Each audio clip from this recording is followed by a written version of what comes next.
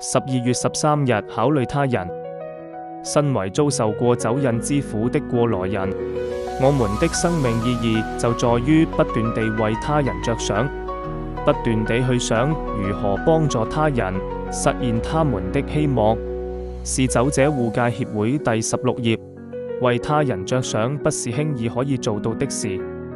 即使我在實踐 AA 的方案時，我也總是只習慣去想我今天感覺如何，我是否幸福、快樂和自由呢？ AA 的康復計劃告訴我，我應該要考慮到我周圍的人。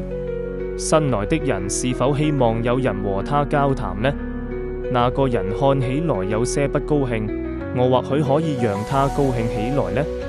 只有當我忘掉自己的問題，伸出手來為他人做力所能及的貢獻時，我才能開始獲得到安寧，以及苦苦尋求的上蒼的意識。